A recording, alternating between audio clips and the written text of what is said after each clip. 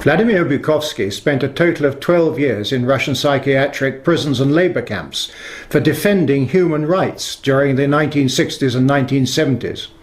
His last period of imprisonment was in 1971. He came to the West in 1976 and now lives in Cambridge. He has experienced firsthand a system which he considers ominously similar to the one being imposed upon us. If he is right, then the Britain you and I know truly is on the brink of extinction.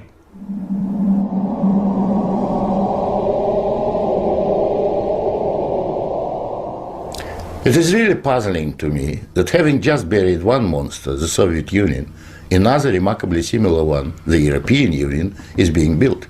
Exactly what is the European Union? Perhaps by examining the Soviet version we can get the answer. The Soviet Union was governed by 15 unelected people who appointed each other and who were not accountable to anyone. The European Union is governed by 24 people who appoint each other, meet in secret, and are not accountable to anyone and whom we cannot sack.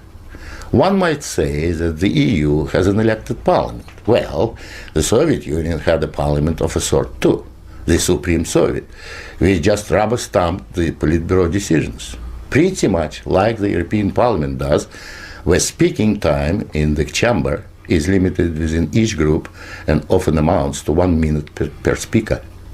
In the EU, there are hundreds of thousands of bureaucrats with their huge salaries, their staff, servants, bonuses and privileges, their lifelong immunity from prosecution, which is simply shuffled from one position to another, no matter what they do or fail to do. Is this not exactly like the Soviet regime? The Soviet Union was created by coercion and very often with a military occupation. The European Union is being created admittedly not by armed force, but by coercion and economic bullying.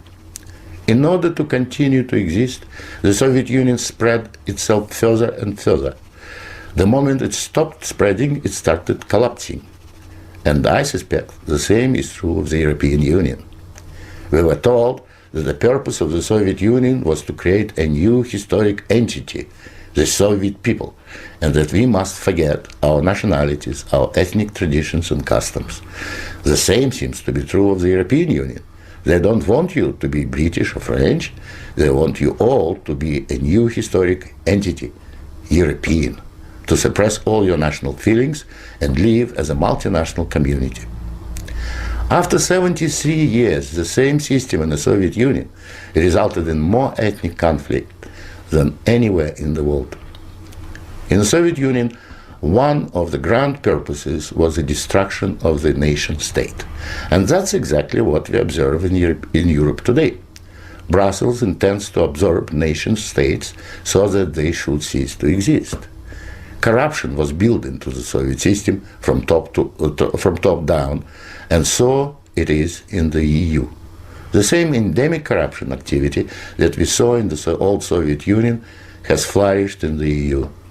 Those who oppose or expose it are silenced or punished. Nothing changes. In the Soviet Union, we had a gulag. I think we have a gulag in the European Union also, an intellectual gulag known as political correctness. When anyone tries to speak their mind on questions of race or gender, or if their views differ from those approved, they will be ostracized. This is the beginning of the gulag, the beginning of your loss of freedom. In the Soviet Union, they told us we needed a federal state to avoid war. In the European Union, they are telling you exactly the same thing. In short, the same ideology underpins both systems. The EU is an old Soviet model presented in Western guise.